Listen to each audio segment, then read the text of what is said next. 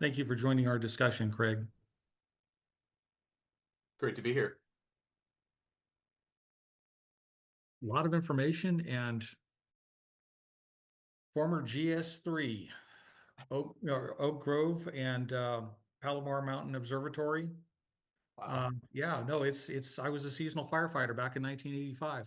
No kidding. All right. Cool. Yeah, no, and it's interesting. The perspective, I mean, your triangle, it fits, with it. I mean, they ran us through basic fire science back then, and yeah, it still sticks, the fuel triangle, fuel, air, heat, Yeah. that whole thing. But no, your approach, it actually makes more sense, especially when you're talking about, fire behavior, and uneven terrain, and I mean, you're dead on. I mean, I was on the backside of the Malibu fires in Hmm. '85, Oh, wow. Okay. and nobody even remembers those. I mean, Yeah. and we were looking at literally 6 to 7 foot flames. I mean, they were just, we had a mild Santa Ana going.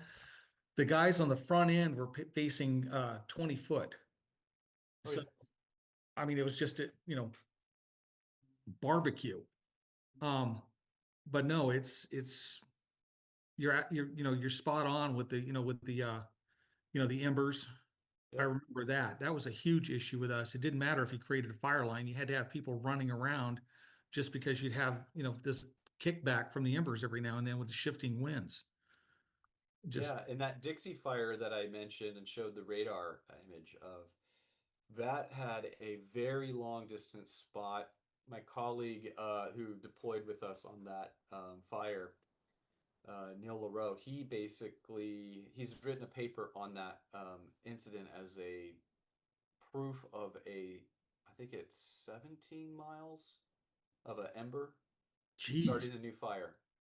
And this is because of these pyrocumulonimbus, these huge fires Yeah. that I put up mean, these big clouds that can then transport embers very far distances. well, I'm thinking of another event, wartime related, Dresden, the Oh, firebombing, and how the pilots, I mean, the first group of pilots came in, they dropped all the bombs, blew the roofs off of off the buildings.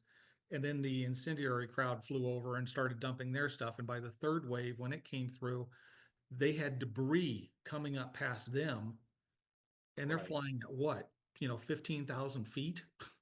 Yeah. So Yeah. We've measured with airborne radar, uh, 58 meter per second. So that's about 130-mile-an-hour updrafts in a fire plume.